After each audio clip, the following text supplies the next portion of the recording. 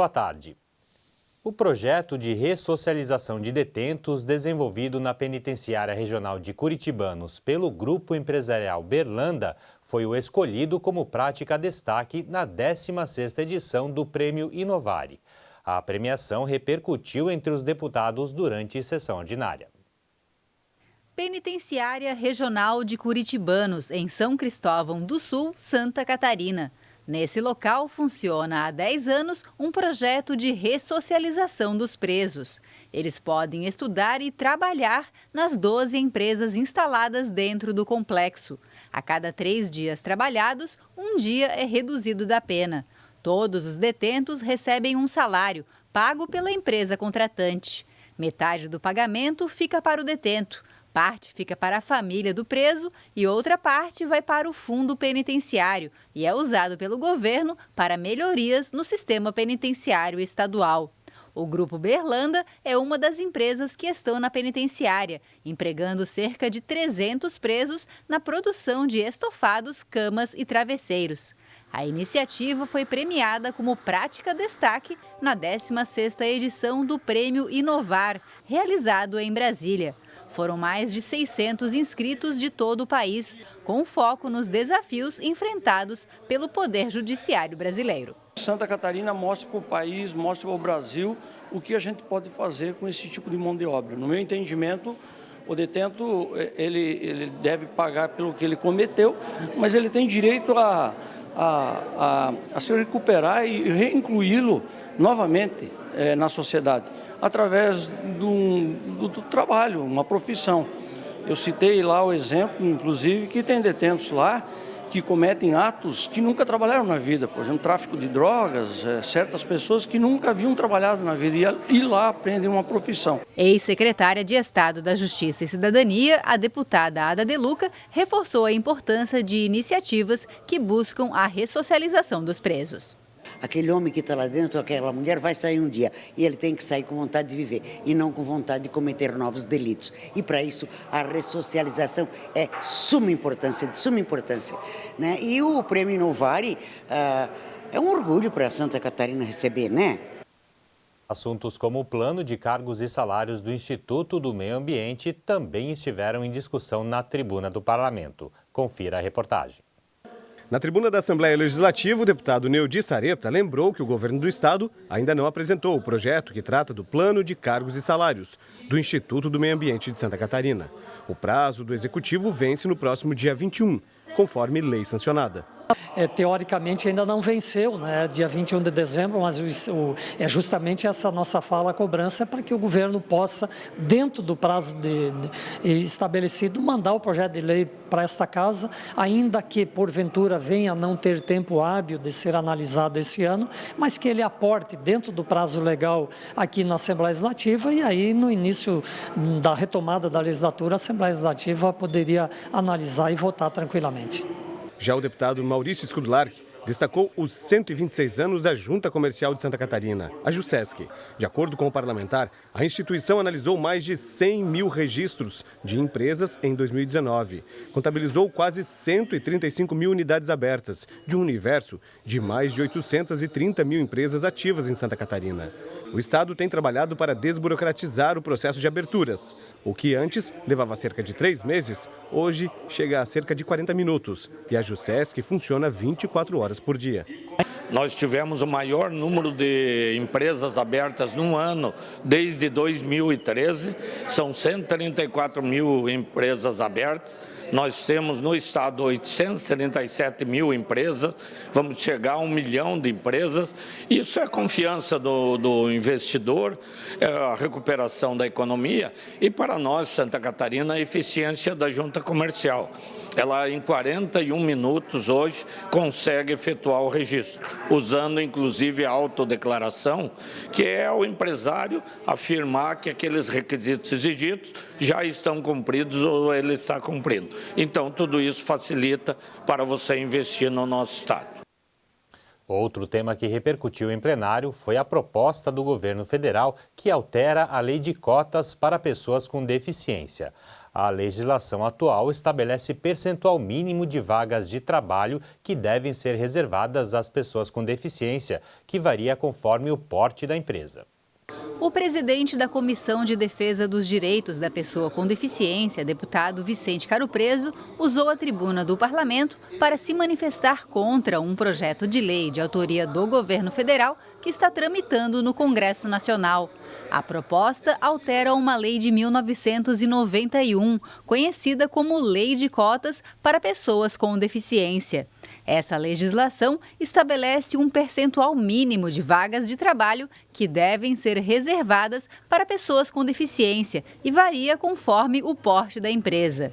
Segundo o deputado, o projeto de lei prejudica a inclusão das pessoas com deficiência no mercado de trabalho, ao permitir, por exemplo, que a empresa possa trocar a contratação por contribuições pagas ao governo federal. O governo pretende substituir o emprego quando uma empresa não consegue chegar no ideal, conforme a lei, de transformar isso em multa de 2 salários mínimos por 3 meses. E pronto, acabou o problema para o governo. Ou seja, estão trocando por 2 salários mínimos a dignidade das pessoas, a estabilidade de pessoas que jamais poderiam estar, quem sabe, dentro do mercado de trabalho, sendo contribuintes e não no fundo das casas, sem nenhum tipo de opção de dignidade para tocarem as suas vidas, seus sonhos, suas famílias. Apesar de ter chegado ao Congresso Nacional em regime de urgência, o projeto que propõe mudanças na lei de cotas não será votado neste ano pela Câmara dos Deputados. Foi o que prometeu o presidente da Casa, Rodrigo Maia, a parlamentares e associações de defesa dos direitos da pessoa com deficiência que vinham criticando a proposta do Executivo. E você vai ver a seguir: trabalho voluntário realizado pelo Grupo de Apoio aos Renais Crônicos de Tubarão recebe homenagem do Parlamento. A gente volta em instantes.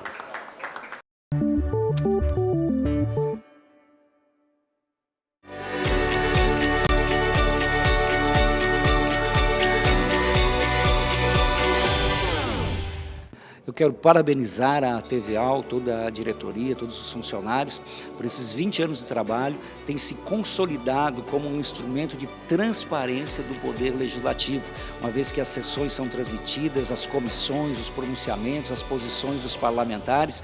Eu creio que é fundamental no século XXI em que vivemos, que as pessoas tenham acesso às informações, que tudo seja transparente, que tudo seja tratado com lisura nessa casa, e a TVA é fundamental para isso. Além disso, o excelente suporte técnico que tem a televisão, a qualidade das imagens. Então, a minha mensagem é de parabenizar realmente a todos os profissionais por esses 20 anos da nossa TVA.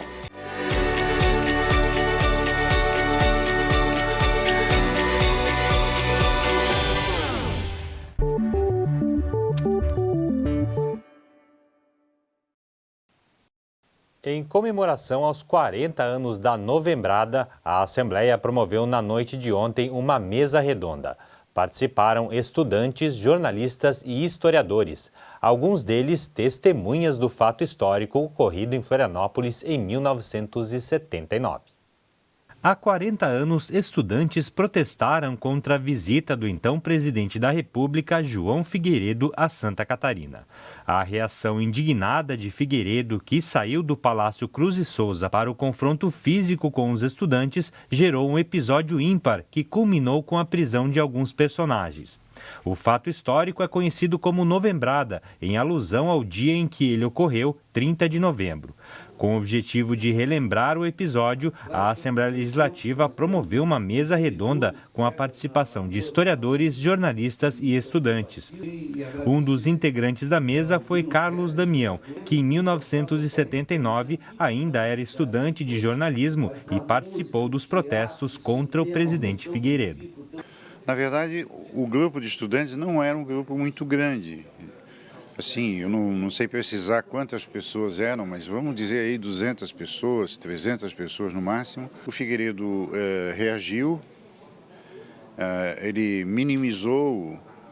O o movimento, fazendo assim com o dedo. Muita gente entendeu que fosse outro gesto, um gesto obsceno. E ali houve uma reação muito forte das pessoas e o protesto se ampliou. Grande parte da importância atribuída à Novembrada se deve ao contexto histórico em que ela ocorreu. O regime militar vivia o período da abertura e o episódio é interpretado como um dos momentos decisivos para a transição democrática que o país faria anos depois.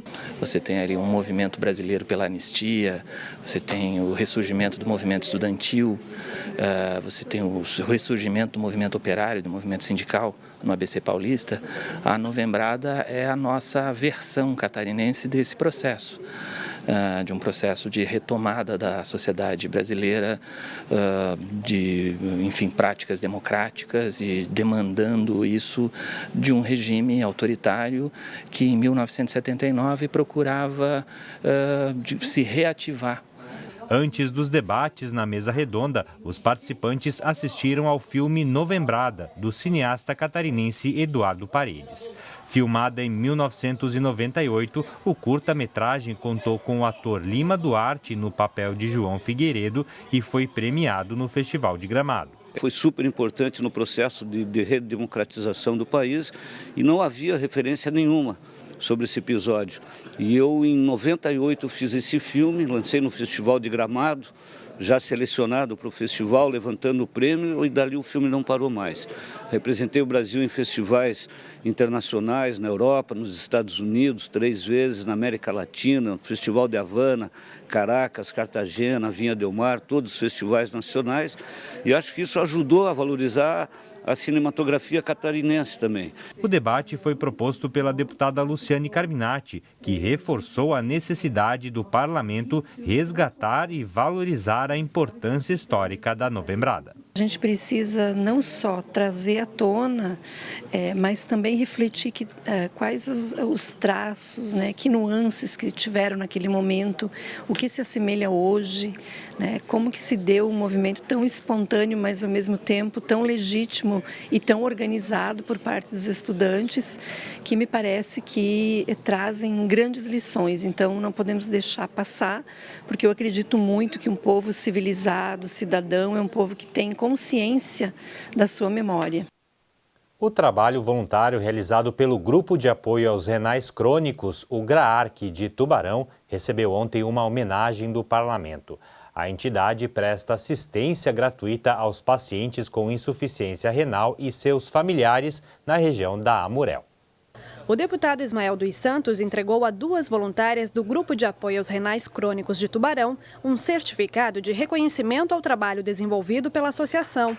Desde 2013, o GRAARC oferece assistência gratuita a pacientes com insuficiência renal crônica que não têm condições financeiras para realizar o tratamento. Nós atendemos desde cesta básica, medicamento, suplemento alimentar e exames que não sejam fornecidos pela rede pública de saúde.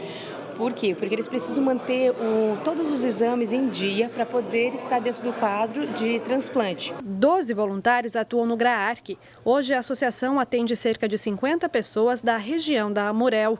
O proponente da homenagem destaca a importância do trabalho social da entidade. Trabalho já de 6 anos, meritório, voluntário, gratuito e que traz um pouco de qualidade de vida ao cidadão catarinense, em especial na região de Tubarão, da Amurel, e é por isso que nós, com muito carinho, recebemos essa demanda e estamos aqui fazendo essa moção já aprovada pelos 40 deputados, de aplausos a esse trabalho valoroso do terceiro setor, com o reconhecimento de toda a sociedade catarinense.